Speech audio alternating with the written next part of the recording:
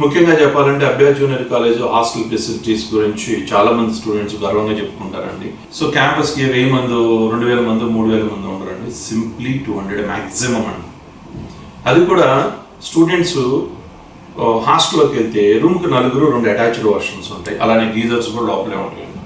నేను ఒక డైరెక్టర్గా నేను ఎందుకు చెప్తున్నానంటే, బేసిక్గా నేను ఒక కార్పొరేట్ కాలేజ్లో వర్క్ చేసినప్పుడు పాపం మార్నింగ్ క్లాస్కి లేట్గా వస్తుంటారు పిల్లలు. ఏంటో లేట్గా వచ్చారంటే, సార్ బకెట్ పెట్టుకుని నేను క్యూలో నుంచున్నా, నాకు వాటర్ రాలేదండి, వాటర్ చాలా ప్రాబ్లం ఉందండి మాకు.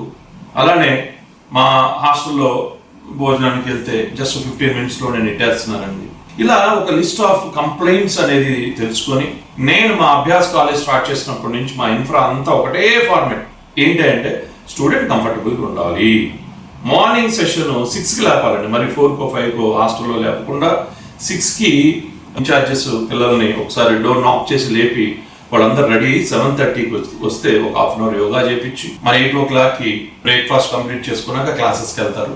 సో క్లాసెస్కి వెళ్ళినాక ఆ క్లాస్ సెషన్ అంతా కూడా మధ్యాహ్నం అయిపోయిన తర్వాత మరి ఆఫ్టర్నూన్ 2:30 నుంచి నైట్ 8:30 వరకు ఒక 2.5 hours మ్యాథ్స్, ఒక 2.5 hours ఫిజిక్స్ కెమిస్ట్రీ టీచ్ చేసిన ఫ్యాకల్టీ అవైలబుల్గా ఉండి వాళ్ళకున్న డౌట్స్ క్లారిఫై చేసి మళ్ళీ డిన్నర్ అయిపోయినాక ఒక హాఫ్ అన్ అవర్ ఖచ్చితంగా ఆ రోజు ఆ పర్టికులర్ డేలో వాళ్ళు ఏం నేర్చుకున్నారు అనే దాని మీద టెస్ట్ చేయడం కోసం ఒక చిన్న డైలీ ప్రాక్టీస్ టెస్ట్ కండక్ట్ చేస్తాం.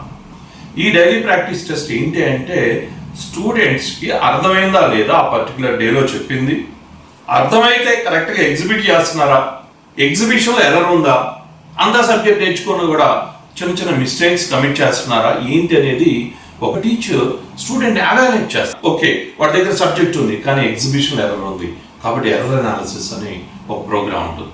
ఎగ్జామ్ అయిపోయిన వెంటనే కామన్గా ఎంతమంది స్టూడెంట్స్ ఏ క్వశ్చన్స్ మిస్టేక్ చేశారని గమనించి మళ్ళీ వాటిని రివైజ్ చేయటం, ఇలా ఒక పర్టికులర్ డేలో కూడా ప్రోగ్రామ్ ఉంటుందండి.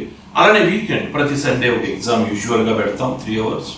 ఇలా ఒక స్టూడెంట్ని స్టిపులేటెడ్ టైంలో మరి ప్రెషర్ పెట్టకుండా ఫస్ట్ ఒక 1.5 month ఫౌండేషన్ ఇచ్చినాక స్టూడెంట్ ట్రాక్లో తెచ్చుకున్నాక తను చేసే మిస్టేక్స్ని ఐడెంటిఫై చేసి తెలియజేయటం వలన స్టూడెంట్స్ ఖచ్చితంగా వాళ్ళు ఇంకా ఇంకా ఇంకా ఇంకా ఇంకా చదవాలి అనే తపంతో ముందుకెళ్ళడం వలన ఫస్ట్ ఇయర్ అంతా లెర్నింగ్ ప్రాసెస్లో ఉంటారు, సెకండ్ ఇయర్కి వచ్చిన తర్వాత చాలా షార్ప్ అవుతారు. సో ఇంకోటి ఏంటంటే, బేసిక్గా స్ట్రెంగ్త్ ఎక్కువ ఉంటే ఆ పిల్లల నేమ్స్ కూడా తెలియదండి.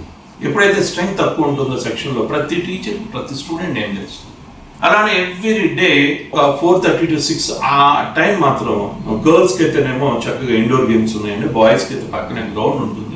ఏదైనా సరే ఒక 1.5 hour మనం స్టూడెంట్కి లీజర్ టైం ఇవ్వగలిగితే ఆ తర్వాత వాళ్ళలో ఉన్న సమ్ సార్ట్ ఆఫ్ ఫ్రస్ట్రేషన్ అంతా పోతుందండి. సో దట్ మనం చెప్పింది వింటాడు. సో హాస్టల్లో చదివే స్టూడెంట్స్కి ఏంటంటే, బేసిక్ ఎక్కువ టైం ఇక్కడే స్పెండ్ చేస్తారు కాబట్టి వాళ్ళు అన్ని విధాలుగా వాళ్ళ ఫిజికల్గా మెంటల్గా అలానే అకాడమిక్ వైజ్గా అన్ని విధాలుగా కూడా ఎక్కువ టైం స్పెండ్ చేసేది టీచరే కాబట్టి ఆ టీచర్ కేర్ తీసుకుంటేనే మరి స్టూడెంట్స్ డెవలప్ అవుతారండి.